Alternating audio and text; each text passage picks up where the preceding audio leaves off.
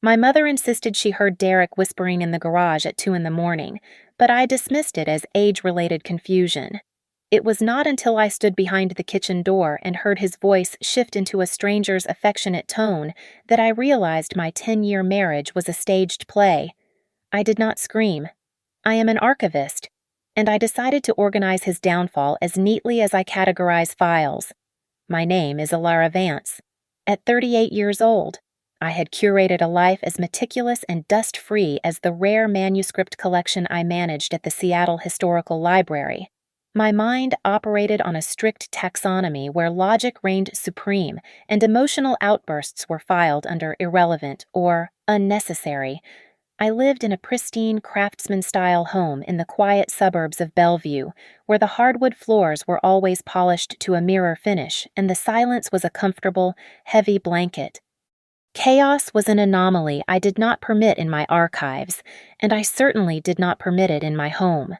My mother, Martha, was the only variable I could not control. She had arrived 3 days ago to stay for the week. At 65, Martha was a woman of blunt opinions and failing auditory nerves. She refused to wear her hearing aids, claiming they made the world sound tinny, which resulted in her shouting her observations at inappropriate volumes. Derek, my husband of 10 years, treated her with a patience that bordered on saintly, though I often caught the sharp edge of mockery hidden beneath his smile. Dinner that evening had been a performance worthy of an award. Derek, the dashing sales director for the fictional-sounding Apex Meridian Group, played the role of the provider perfectly. He poured wine for my mother and listened to her repetitive stories about her neighbor's cat with an indulgent nod. "You are too good to me, Derek," Mom had said, beaming at him. "Family is everything, Martha," he had replied, his voice smooth as expensive scotch. I watched them, satisfied with the data before me. A happy husband, a content mother, a stable life. The first anomaly in the dataset appeared the next morning. I was measuring coffee grounds with precise leveling when Mom shuffled into the kitchen, her face pale. "Alara." "I heard him," she whispered, clutching her coffee mug with both hands. It was 2 in the morning. He was in the study. I did not look up from the coffee maker. "He works late." "Mom, global markets do not sleep." "No," she insisted, her voice trembling slightly. "It wasn't work." I stood in the hall. His voice. It was different. It was soft, breathless, like he was flirting with someone. I let out a short, dismissive breath. Derek deals with clients in Tokyo and London. He uses his customer service voice. It is polite, not flirtatious. "You are imagining things." I filed the complaint away as a misunderstanding. But the seed of irritation had been planted. The second night, I woke up because the air in the bedroom felt too dry. I walked down the hallway for a glass of water and saw the study door ajar. Through the crack, I saw Derek sitting in his leather chair. His back was to me, and his shoulders were shaking. For a moment, I thought he was crying. Then I realized the rhythm was too fast. He was giggling. I stood there, hand hovering over the doorknob, paralyzing myself with logic. If I went in, I would disrupt him. If he was laughing at a video, I would look controlling. So I turned back. I left the data point unexamined. The next morning, the tension in the kitchen was brittle enough to snap. Martha grabbed my arm the moment I walked in, her grip surprisingly strong. "He said it.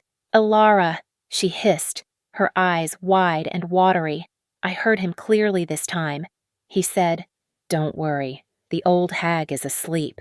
"Alara, look at me." He meant me. Or worse, he meant you. I felt a cold flush of anger rise up my neck.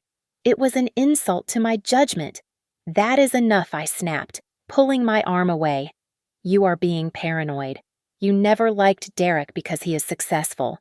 Stop trying to sabotage my marriage just because you are lonely." Mom looked at me, her mouth opening and closing, but she said nothing. The hurt in her eyes was profound, but I turned my back on it. I was a woman of logic, and her claims were emotional hearsay. That night, However, logic failed me. I lay in bed next to Derek, listening to the steady rhythm of his breathing. It was too perfect, too practiced. The doubt I had suppressed began to claw at the back of my throat. I needed empirical evidence. I needed to prove my mother wrong so I could return to my orderly existence. When Derek slipped out of bed an hour later, I did not ask where he was going. I waited. I counted to 100 in my head. Then I slid out from under the duvet. I walked on the balls of my feet, a silent shadow in my own home. I followed the faint creak of the floorboards down the hall, past the kitchen, toward the door that led to the garage. I pressed myself against the wall, hiding in the dark recess behind the pantry. The garage door was thin. I could hear him. I promise. The plan is still running on schedule. Tss. His voice floated through the wood. My breath hitched in my throat. It was not his work voice. It was not the voice he used with me. It was a tone dripping with an intimacy that made my stomach turn. It was a voice stripped of the performance he put on for the world. My mother was right. The anomaly was not an error in her hearing. It was a systemic failure in my reality. I did not kick open the garage door. I did not scream. Instead, I retreated to our bedroom and lay in the dark, staring at the ceiling until the sun turned the room a pale, sickly gray. In that silence, Alara the wife died, and Alara the archivist took her place. I treated this new reality as a research project. My husband was no longer a partner. He was a subject, a collection of data points that required sorting, verification, and eventual disposal. The first observation was behavioral. Derek used to secure his phone with our wedding date, a simple 4-digit code. The next morning, I watched him from across the kitchen island. His fingers flew across the screen in a complex pattern, tracing a 6-digit sequence I did not recognize. When he set the device down, he placed it face down on the granite counter. It was a small, defensive gesture, like a soldier raising a shield. "Is everything okay with the network?" I asked, buttering my toast with geometric precision. "Just security updates from IT," he replied without looking up. "They are making everything a headache these days." I nodded and turned my attention to the shared Google Calendar on my iPad. A new pattern emerged in the digital grid. Every Tuesday and Thursday evening, a block of time was marked strictly as Skyline Project Strategy Meeting. It was aggressive scheduling for a senior director. I memorized the dates. Later that week, while doing the laundry, I conducted a forensic analysis of his clothing. I lifted his white dress shirt, the one he had worn on Tuesday, and pressed the collar to my nose. It did not smell of the office or the sterile air conditioning of his car. It smelled of sandalwood and citrus. I use a fragrance that smells of clean linen and rain. This was sharper, muskier, and undeniably foreign. I felt a cold knot tighten in my stomach, but I did not cry. I simply added the sensory data to my mental file. I sat down at my computer and accessed the public records database, a tool I used daily for my work at the library. I searched for the status of the Skyline development under the Apex Meridian Group. The results loaded in seconds. The project had been frozen due to zoning disputes 6 months ago. There were no strategy meetings. There was no project. Derek was attending bi-weekly meetings for a ghost building. I needed undeniable proof. I went to my home office and retrieved a digital voice recorder pen, a sleek device I used for recording oral histories from elderly patrons. It was slim, black, and easily mistaken for a regular writing instrument. That evening, while Derek was in the shower, I slipped out to the garage and taped the pen securely under the driver's seat of his Lexus. 2 days later, Derek announced he had to travel. "I have to go to Portland for the weekend," he said, adjusting his tie in the mirror. "The investors are getting restless about the quarterly figures." "That sounds stressful," I said, my voice perfectly level. "Let me pack for you. You look tired." He kissed my forehead, a dry, perfunctory gesture. "You are the best, Alara." I packed his bag with deliberate malice. I chose his oldest underwear, the pairs with the frayed elastic and the gray, washed-out fabric. I wanted him to feel small and unappealing when he undressed for whoever he was meeting. After he drove away, I checked the Find My app on my phone. His location was unavailable. Location paused. The screen read. When I texted him, he replied immediately, "My GPS is acting up again." Technology. Right. I will call you when I get to the hotel. I checked the smart security camera history for our front porch. There was a gap in the footage. He had disabled the Wi-Fi connection for the exact 10 minutes he spent loading the car and leaving. He was covering his tracks with the clumsiness of an amateur, or perhaps he just thought I was too stupid to notice. When he returned on Sunday evening, he looked flushed and happy. He tossed his keys on the counter, while he was in the shower washing off his sins. I went to the car and retrieved the pen. I sat in the bathroom with the door locked and put on my headphones. I pressed play. I did not hear the highway sounds of a 3-hour drive to Portland. I heard the distinct clatter of silverware and the smooth saxophone notes of a live jazz band. Then, a woman's voice cut through the recording, bright and mocking. "You are terrible. Stop it," she laughed. Then Derek's voice, low and murmuring. "I missed you. The house is so boring without this." I recognized the background music. It was from the Blue Note, a jazz club in downtown Seattle, 20 minutes from our house. He had never left the city. I stopped the recording. The evidence was processed and cataloged. Now, I needed to identify the variable named S. My objective was singular isolate and identify the variable known as S. I began by cross-referencing the personnel files and vendor lists of the Apex Meridian Group, searching for any name starting with that letter. It was a tedious process, but patience is the foundation of archival work. However, the corporate directory proved too sterile. I needed raw data. I waited until Derek was distracted with a football game on television, and I accessed our shared cellular account on my laptop.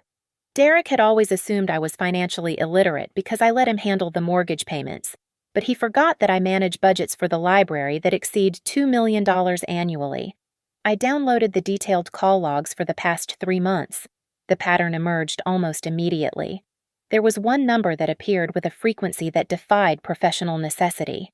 The calls occurred mostly during the lunch hour and late at night, often lasting over 60 minutes. I ran a reverse search on the number.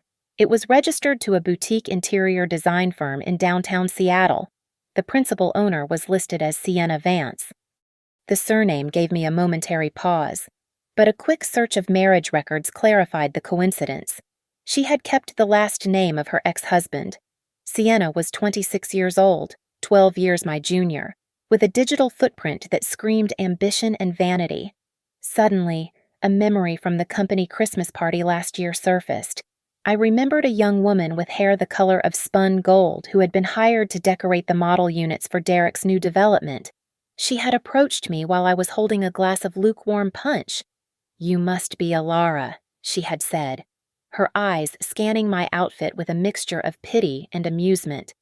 "Derek talks about you all the time. You have such a classic beauty. It is so vintage." At the time, I had taken it as a clumsy compliment. Now, looking at her profile on the screen, I realized it was a veiled insult. To her, vintage meant expired.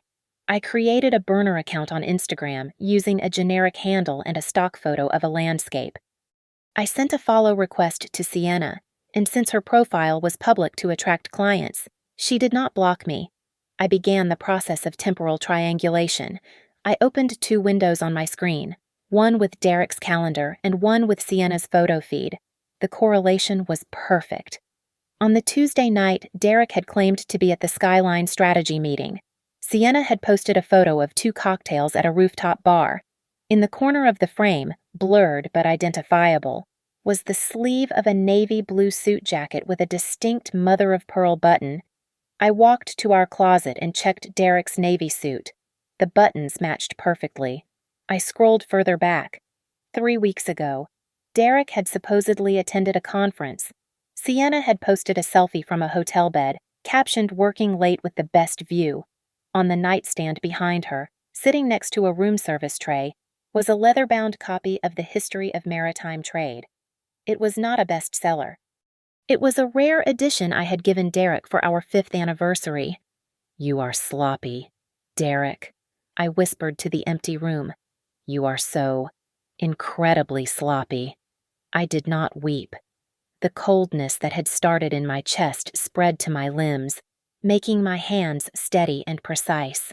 That night, after Derek had fallen into a deep sleep fueled by wine, I crept into the study. I booted up his laptop. He had not changed his computer password. It was still the name of his first dog. I bypassed the standard folders and went straight to the system files. Men like Derek always think they are clever by hiding things in plain sight. I found a folder labeled tax documents that was significantly larger than it should have been. Inside, there were no tax returns. Instead, there were dozens of digital receipts for wire transfers. Every month, on the 1st, a sum of $3,000 was transferred to an account named Sienna V, design under the description, consulting fees. But the final document I opened was the one that made my breath catch in my throat. It was a contract for a pre-construction purchase of a penthouse apartment in the new Marina district. The down payment was $200,000. I quickly logged into our joint retirement portfolio. The balance was zero. He had liquidated our entire future, every cent we had saved for 15 years, to build a nest for his mistress. "You stole my life," I said softly, my finger hovering over the mouse. "So I will take everything." I plugged in my external hard drive and began the copy process. The progress bar moved slowly, green and relentless, capturing every lie he had ever told. I decided to accelerate the timeline of my investigation by inviting the subject directly into the controlled environment of my home. It was a high-stakes gamble, but I needed to gauge the depth of their deception in person. Over breakfast, I buttered my toast with deliberate slowness and looked at Derek. "I have been thinking," I said, keeping my voice light and airy. "The living room feels so stale. I want to refresh it. Maybe we could hire that designer you work with. What was her name?" Sienna. Derek froze, his coffee cup halfway to his mouth. For a split second, panic flashed in his eyes, but it was quickly replaced by a smug realization. He thought I was incredibly stupid. He thought he had won the lottery of oblivious wives. "That is actually a great idea." "Ilara," he said, setting the cup down. "Sienna is very talented. She could really bring this place into the 21st century. I will give her a call." Sienna arrived at 10 o'clock on Saturday morning. She wore a beige cashmere sweater and tailored trousers that screamed effortless elegance, though I knew the effort cost more than my monthly salary. She greeted me with a smile that did not reach her eyes. "Mrs.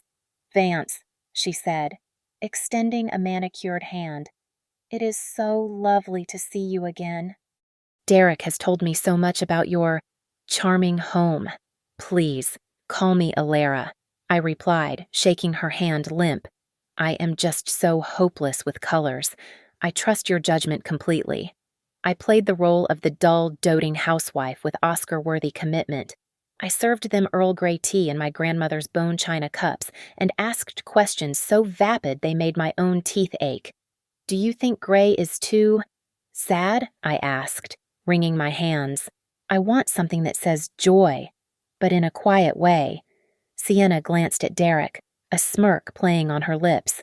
"I think we can find a shade that speaks to you. Ilara, something simple," while she began measuring the windows with a laser device. I set my phone down on the coffee table, screen down, with the voice recorder app running in the background. "Oh, goodness," I exclaimed, tapping my pocket. "That is my mother calling on the landline. I have to take this. She forgets how to use the remote again. Please, take your time." I hurried into the kitchen, out of sight, and slipped my Bluetooth earbud into my right ear. I had paired it with the phone earlier. The audio was crystal clear. I heard the rustle of fabric as Sienna likely moved closer to him. "God, your wife has the taste of the last century," Sienna whispered, her voice dripping with disdain. "Beige and floral. Really? No wonder you are bored out of your mind." I leaned against the refrigerator, staring at a magnet Derek had bought me in Paris 5 years ago.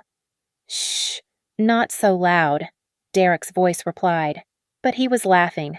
"Just endure it for a few more months. Babe, once the penthouse is finished, I will file the papers.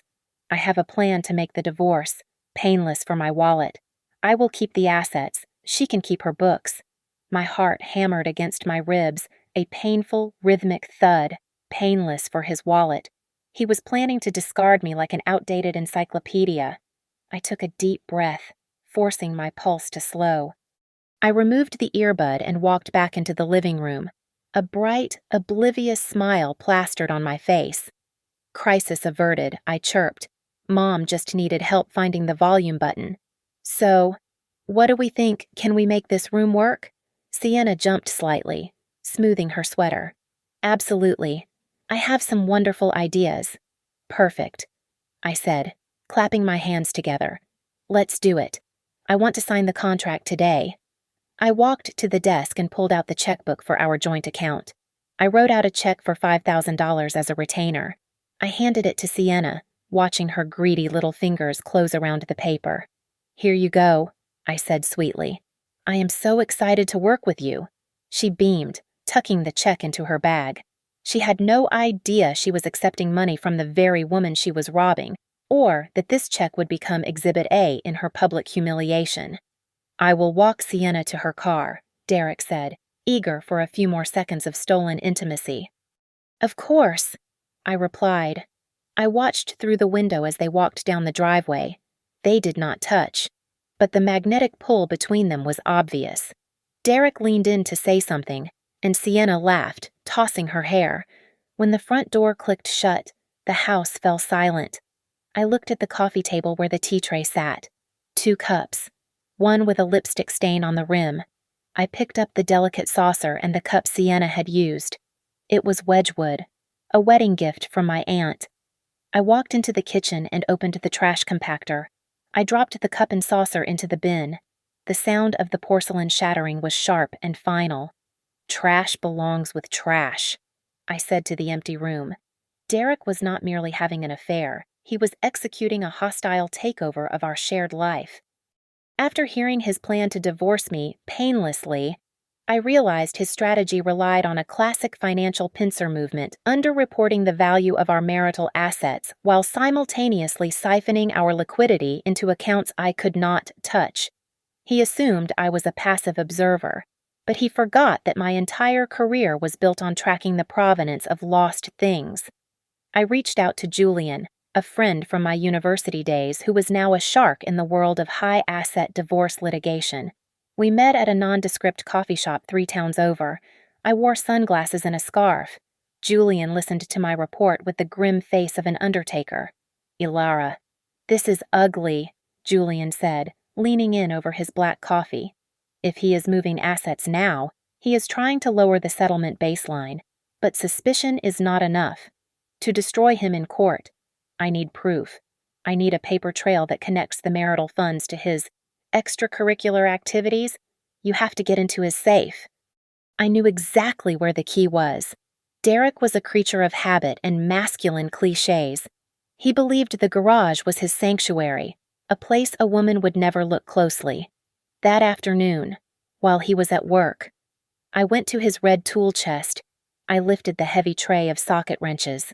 There, taped to the underside of the metal tray, was a small silver key. Predictable. I murmured to the dust motes dancing in the light. I walked to the study and slid the painting of the ship aside to reveal the wall safe. The key turned with a satisfying click. The heavy steel door swung open, exhaling the scent of cold metal and paper. I began to sort through the stack of documents with surgical precision. The first layer was bad. He had liquidated 20% of our joint stock portfolio 3 weeks ago without my signature, likely forging it. But the second layer was catastrophic. I found a loan agreement from a private lender.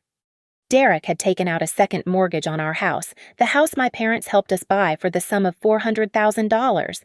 The stated purpose was investment capital for Skyline Phase 2. I traced the wire transfer number attached to the loan. The money had not gone to the Apex Meridian Group. It had been routed through a shell company in Delaware and then deposited into an offshore account in the Cayman Islands. He was not just stealing my present, he was mortgaging my future to fund his escape. I dug deeper. At the bottom of the stack, I found copies of his personal tax returns for the last 5 years. I compared the income he reported to the IRS against the deposit slips I found in a blue folder. The discrepancy was massive. He had been underreporting his income by at least 30% annually to evade taxes.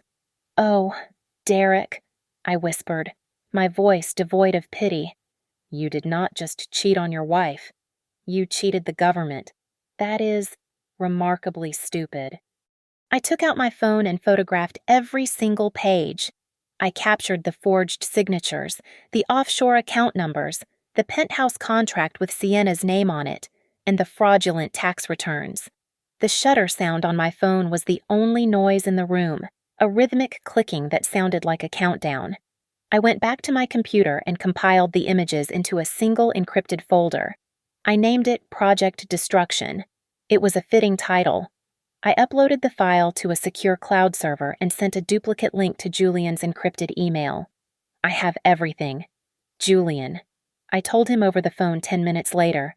"The mortgage fraud, the tax evasion, the theft. It is all there." "Good God." "Ilara," Julian breathed, his voice sounding genuinely shocked. "He is not just going to lose the divorce. If we use this right, he is going to prison." I hung up and checked the calendar. Next week was the 15th anniversary gala for the Apex Meridian Group. Derek was slated to receive the Employee of the Year award. It was the perfect stage. He wanted to be the center of attention, so I decided I would give him exactly what he wanted. I would make sure no one ever took their eyes off him. 3 days before the event, Derek stood in front of our open closet, assessing my wardrobe with the critical eye of a director casting a background extra. The invitation to the Apex Meridian Group's 15th anniversary gala sat on the dresser, printed on heavy cardstock with gold embossing.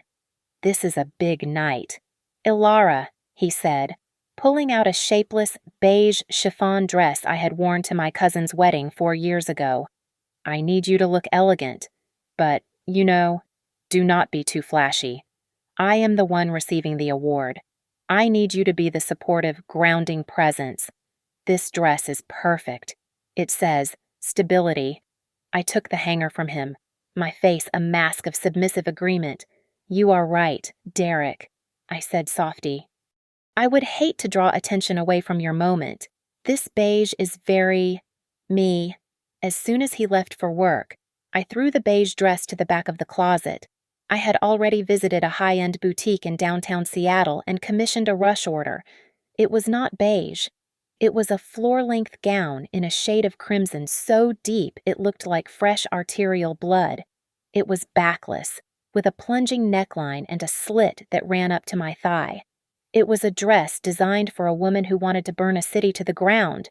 It fit my new reality perfectly. With my wardrobe settled, I turned my attention to the entertainment. I contacted the event coordinator for Apex Meridian, a bubbly woman named Jessica, introducing myself as the proud wife who wanted to contribute something special. "I have put together a retrospective video," I told her over the phone, injecting a tremor of excitement into my voice. It chronicles Derek's journey over the last 10 years. "I want to surprise him right before his speech. Can I upload it directly to your projection server?" "That is so sweet," Ilara Jessica squealed. "He is going to cry. I will send you the upload link right now. Just make sure it is in the system by 5 o'clock on Friday." I sat at my computer, treating the video editing software with the same rigor I applied to archiving historical microfilms. I started the timeline with a montage of photos from our wedding and early vacations, backed by a sentimental acoustic guitar track. It was the perfect bait. The audience would relax, expecting a tearjerker. Then, at the 60-second mark, I cut the music abruptly. I dragged the audio file from the garage into the timeline. I boosted the gain so his whisper was deafening. "I promise, the plan is still running on schedule. Next, I layered the recording from the car, where the jazz music played in the background. I missed you. S- The house is so boring without this. Finally, I added the audio from the living room, synchronized with a photo of the tea set I had thrown away. Sienna's voice cut through clearly. Your wife has the taste of the last century. No wonder you are bored out of your mind. This was followed by Derek's laughter and his promise to divorce me once the penthouse was ready. For the visuals, I did not rely on subtle implications. I took screenshots of the sexting threads I had found on his phone, highlighting the timestamps that corresponded with my birthday and our anniversary. I overlaid these with the bank statements showing the transfers of thousands of dollars to Sienna's design firm. I created a split screen effect on the left. Derek's text to me saying, "Working late, love you," and on the right, Sienna's Instagram post from the same minute, showing his hand holding a martini glass. To ensure the climax was undeniable, I pulled the footage from the dashcam of his Lexus. I had recovered a file he thought he had deleted. It showed the car parked in front of his office building. The angle was wide enough to capture Derek leaning over the center console, pulling Sienna into a kiss that was hungry and desperate. I slowed the footage down to 50% speed so every detail of his betrayal was magnified. I watched the final cut 3 times. It was brutal. It was efficient. It was undeniable. I saved the file to a USB drive with military-grade encryption.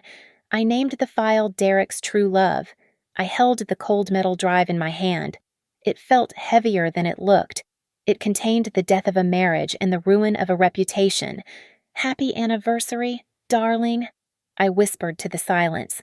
I placed the USB drive in my purse, next to my lipstick. I was ready. The night before the gala, Derek did not return home until 11:45. He stumbled through the front door, bringing with him a gust of cold air, the sharp tang of whiskey, and the unmistakable, lingering scent of sandalwood and citrus. It was the scent of Sienna.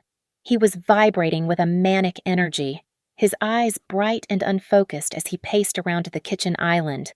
"Babe, you have no idea," he said, loosening his tie with clumsy fingers. "Tomorrow is going to be huge. We are on the brink of something massive. The partners, they finally see my vision." He reached into his jacket pocket and pulled out a small, velvet box, tossing it onto the counter. It slid across the granite and stopped near my hand. "For you," he said, flashing a grin that used to make my knees weak but now only made my stomach churn. "Just a little thank you.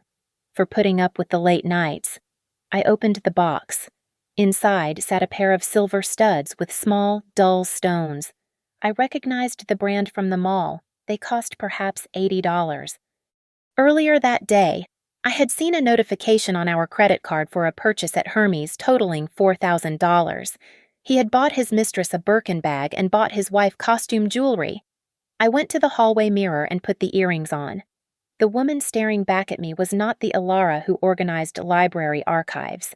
Her eyes were hard, void of the warmth I had cultivated for a decade. I looked cold. I looked ruthless. I looked like a woman who had already signed the death warrant of her marriage. "Thank you. Derek," I called out, my voice steady. "They are beautiful." My phone buzzed in my pocket. It was a text from my mother. "Are you okay?" I typed back immediately. "You were right. Tomorrow I handle everything." I deleted the thread. Derek walked up behind me, wrapping his arms around my waist. I stiffened but forced myself not to pull away.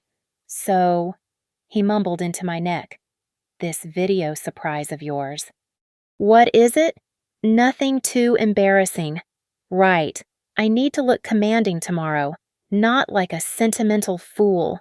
I turned in his arms, smoothing the lapel of his jacket where Sienna's makeup had left a faint smudge.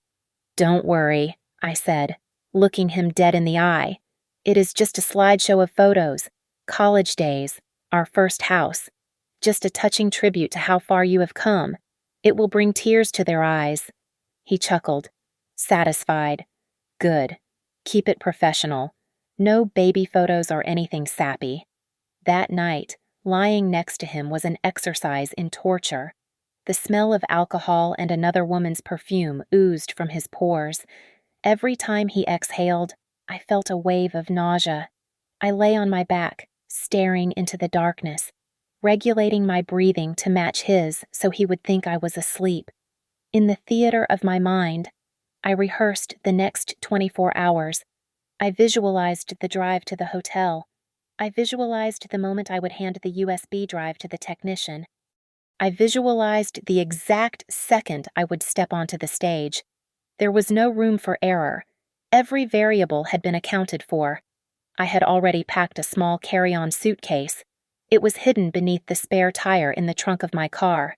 It contained 2 changes of clothes, my passport, my birth certificate, and the hard drive containing the backup of every damning document I had found. I was not just planning a reveal, I was planning an extraction. I looked at the digital clock on the nightstand. It was 3 in the morning. I felt like a bomb technician watching the timer count down to 0. My heart was beating a slow, heavy rhythm against my ribs, but my hands, resting on the cool sheets, were perfectly still. Tick-tock. Derek, I whispered inside my head. Tick-tock.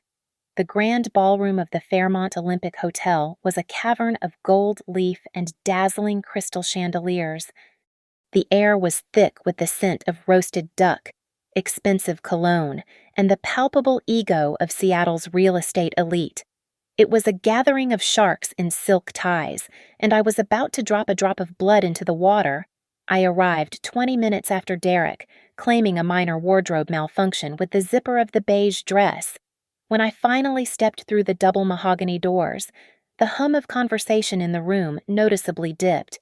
I was not wearing the invisible, shapeless beige chiffon Derek had selected to make me look like a fading wallflower. I was wearing the crimson gown. It was a structural masterpiece of silk that hugged my waist and flared at the hips, with a neckline that plunged just enough to be dangerous. With my hair swept up and my lips painted a matching blood red, I looked nothing like the librarian Derek thought he controlled. I looked like a woman who could burn a city to the ground without striking a match. I spotted Derek near the open bar. He was laughing at a joke made by the chief financial officer, but when his eyes landed on me, the laughter died in his throat. He looked as if he had been struck physically. Standing a few feet away from him was Sienna. She was wearing a white, floor-length gown, clearly attempting to project an image of youthful innocence, perhaps even a subtle bridal hint. But as I glided across the room, her white dress looked pale and washed out next to the vibrant violence of my red. Derek excused himself and met me near a pillar in the shadowed corner of the room. He gripped my elbow hard enough to bruise. "Ilara, what the hell are you wearing?" he hissed, his voice trembling with suppressed rage. "I told you to keep it low profile. You look like a showgirl. You are drawing attention." I smiled at him, a cool, detached expression that I knew unsettled him. "Don't be silly, darling," I said, smoothing his lapel. "I want you to be proud tonight. Everyone should know that the employee of the year has a wife who can keep up." Before he could argue, a wave of colleagues descended upon us. Men in $5,000 suits slapped Derek on the back, winking at him. "You are a lucky man. Vance," one of the partners boomed. "Brains and beauty in the family." "How do you do it?" Derek forced a smile that looked more like a grimace. "I am very blessed," he stammered. Sienna approached us then, clutching a champagne flute. Her knuckles were white. Up close, I could see the cracks in her foundation.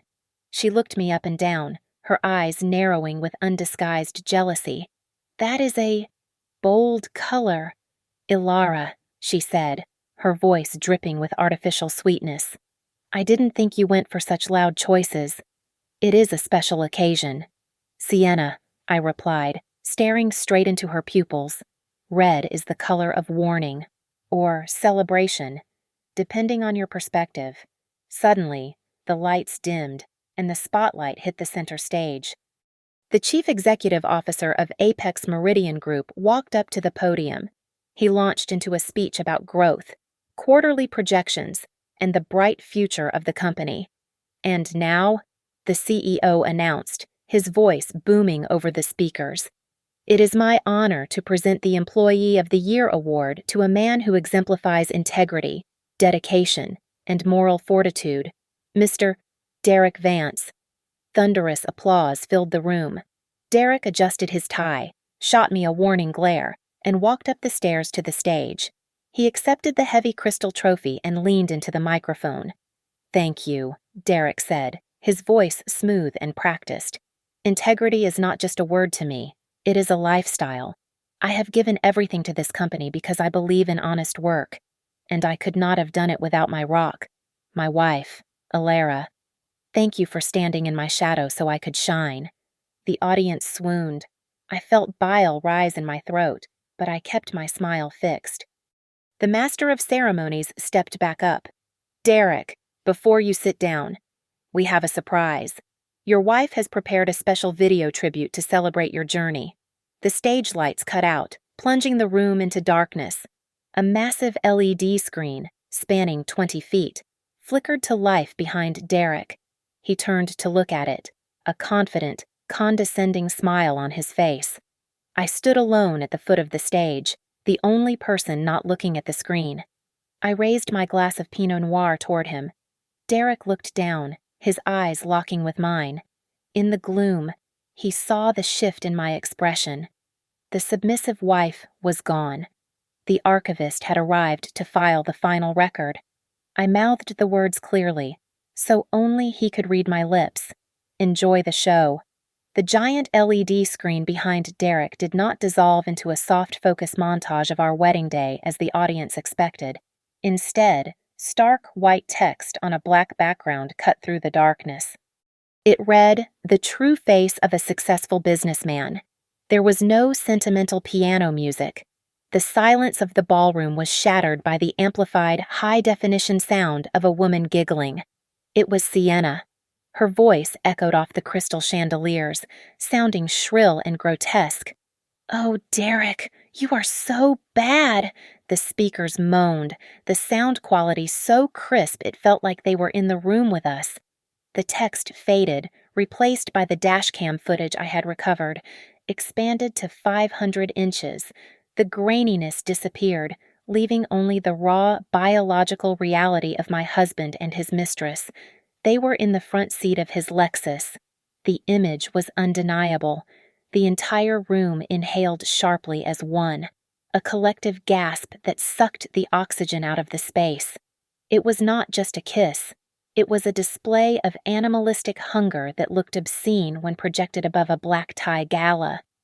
Derek looked like a man possessed, his hands roaming over Sienna's white dress, the same dress she was currently wearing a few yards away. The video cut rapidly to the next sequence. I had arranged the slides to inflict maximum damage. Bank statements flashed up, highlighting transfers of $3,000, $5,000, all funneling into Sienna's account. Then came the screenshots of his text messages. A text to a colleague appeared. "The old man is senile. I will be running this place in 2 years once he kicks the bucket." The old man was the CEO, who was currently standing 10 feet away from the stage. Then came the coup de grace. My editing work on the audio from the living room played with crystal clarity. Derek's voice, smug and conspiratorial, boomed over the speakers. "I will keep the assets. She can keep her books. I have moved the offshore funds. She will never know." Derek stood center stage, a statue of absolute terror.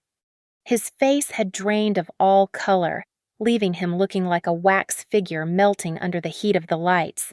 He frantically slashed his hand across his throat, signaling the technician to cut the feed. But the young man in the booth, whom I had tipped $500 earlier that evening, simply stared at his console, pretending to frantically push buttons that did nothing. I glanced sideways at the audience. The crowd around Sienna had physically recoiled, creating a circle of empty space around her as if she were carrying a contagious plague. She held her hand over her mouth, her eyes darting toward the exit. She took a step back, trying to flee, but the wall of bodies behind her did not yield. They were too captivated by the disaster unfolding before them to let the co-star escape. I looked at the CEO. The benevolent pride he had worn minutes ago was gone, replaced by a shade of purple that suggested an imminent stroke. He was staring at the screen where a spreadsheet detailed the diverted funds from the Skyline project. He was not looking at a cheating husband anymore. He was looking at a thief who had stolen from the company coffers. It was time. I walked up the stairs to the stage. My red dress rustled softly, a sound entirely lost in the murmurs of the crowd. The master of ceremonies stood with his mouth hanging open, the microphone dangling loosely in his hand. I gently took it from his grip. I stood next to my husband, bathing in the light of the screen that was still broadcasting his crimes. The video was now looping the clip of him mocking his colleagues. I waited for a beat of silence. When I spoke, my voice was steady, calm, and amplified to every corner of the room. "This is my parting gift. Derek," I said, my tone conversational, as if we were discussing dinner plans. "I filed the divorce petition this morning. Also, the full dossier regarding your tax evasion and the embezzlement of company funds was sent to your lawyer, the CEO, and the Internal Revenue Service at 9 o'clock this morning." The shock on Derek's face broke, replaced by a primal, animalistic fury.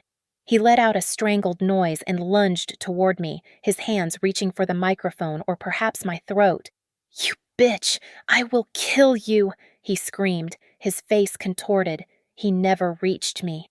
Two burly security guards, acting on a frantic hand signal from the furious CEO, tackled him before he could take a second step. They pinned the Employee of the Year to the floorboards of the stage, his trophy rolling away with a hollow thud. I stood over him, unmoving, watching the collapse of his life with the detached interest of an archivist closing a file. The chaotic symphony of the evening reached its crescendo when the double doors of the ballroom swung open again. This time, it was not a guest arriving late. It was a squad of officers from the Economic Crimes Unit. I had sent the anonymous tip along with the dossier, but I did not expect their timing to be quite so cinematic.